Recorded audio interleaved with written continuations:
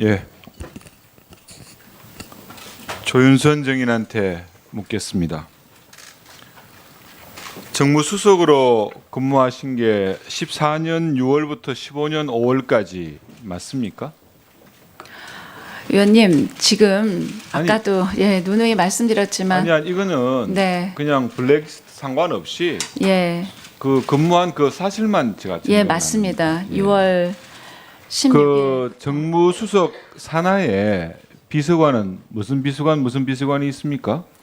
정무비서관, 당시에는 안전행정부를 관할하는 비서관, 그리고 사회안전비서관이라고 해서 경찰과 해경을 관할하는 정무비서관, 사회안전비서관, 네 명이 국민소통비서관 있었습니다. 이렇게 있었죠. 네, 예. 당시에 그 정무비서관은 신동철 맞습니까? 제가 부임하고 난 다음에 부임했을 때는 정무비서관은 공석이었고 아니 그다음에 주로 같은 근무한 기간을 여러 얘기하는 겁니다. 예, 그 맞습니까? 다음에 정무비서관으로 신동철 예. 비서관이 신동철 보직 비서관이 이동을 14년 6월부터 16년 4월까지 근무를 했고요. 국민소통 비서관은 정관주 비서관이었습니다. 맞죠? 14년 9월부터 16년 2월까지 근무를 했습니다. 제 기억으로는 한 10월 경에 시작을 한 것 같습니다. 그리고 그때 당시에 교문수석으로는 김상률 교문수석이 근무하신 게 맞고요.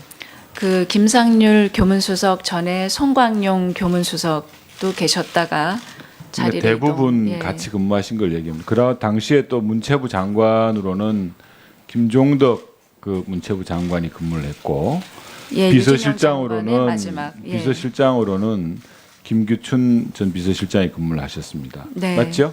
예, 2월에 이병기 실장님으로 변경이 그러니까 되셨습니다. 블랙리스트 관련해 가지고 지금까지 특검에서의 그 여러 가지 압수수색 또 관련자들의 증언 조사 이런 걸 통해 가지고 특검에서의 판단은 조금 전에 말씀드린 신동철 그리고 정관주 맞죠? 정관주 그리고 김종덕, 김상률 모두를 블랙리스트의 작성, 관여 또 여기에 대한 실행 뭐 이런 쪽으로 모두 피의자로 입건하거나 신병 처리를 구속 여부를 고려하고 있다. 이런 얘기까지가 지금까지 특검 수사 내용입니다. 당시에 조윤선 정인하고 같이 근무했던 비서관 2명, 또 동료였던 교문수석, 당시 문체부 장관을 포함해 가지고 모두 다 블랙리스트 관련된 아주 혐의를 받고 있고 상당한 정황이 있다고 판단이 되는데 유독 당시에 정무수석으로 근무하셨던 조윤선 정인께서 블랙리스트를 본 적도 없고 작성에 관여한 적도 없고 그걸 어떻게 실행한 적도 없다 이렇게 이제 얘기를 하니까 그런 부분에 대해서 많은 국민들과 여기 특유 있는 조사위원들까지도 그 말씀에 대한 그 신빙성을 믿지 못하는 겁니다. 우리 조윤선 정인한테 한번 묻겠습니다.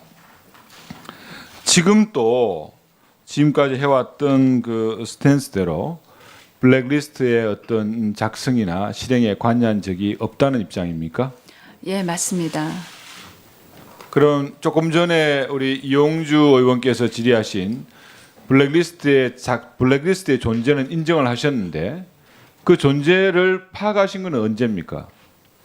위원님, 지금 그 여러 위원님들께서 말씀하셨듯이 지금 이렇게 특검에서 조사를 하고 언론을 통해서 다 보도가 된 상황에 이 결론적으로 이 리스트가 있었는지 없었는지를 제 이 생각을 말씀을 하라는 질문에 답을 드린 것입니다.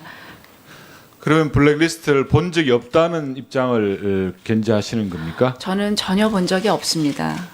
작성에도 관여한 적이 없고요. 예, 없습니다. 실행에도 관여한 적이 없고요. 없습니다. 그러면 어떻게 이렇게 이해를 해야 되겠습니까?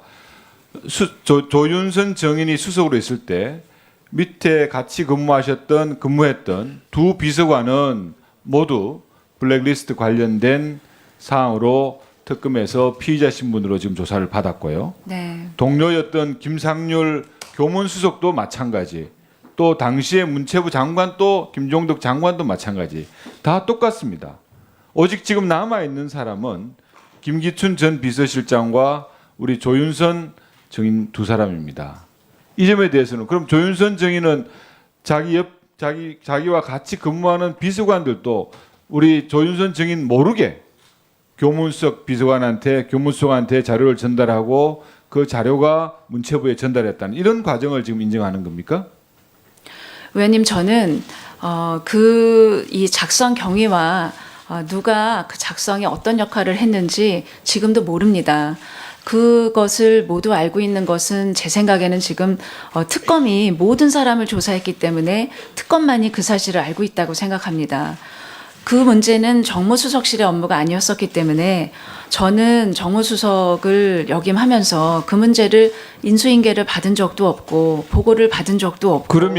그러면 조윤선 증인만 빼놓고 바로 김기춘 전 실장이 그 정무수석실의 비서관들한테 지시를 하고 그 지시가 작성이 이루어진 부분이 교문수석에 전달되고 이런 과정을 그럼 인정하시는 겁니까? 그렇게 됐을 가능성이 있습니까? 저는 그 작성 경위나 이 전달 경위를 전혀 모르기 때문에 저는 뭐라고 거기에 대해서는 드릴 답변이 없습니다. 그러니까 우리 조윤선 증인 이제 그런 부분들이 너무나 상식적이지 저는 못하다. 오히려 그렇기 때문에 예. 이제까지 모든 분들을 조사를 한 특검에서 왜 저를 빨리 소환해서 이런 사실관계를 잠깐만요. 예, 밝히지 알겠습니다. 않는지 한 의아하고. 가지만 더 묻겠습니다.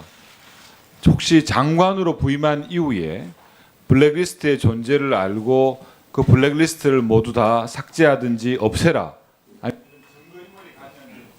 전혀 없습니다. 예, 수고했습니다. 다음은 도정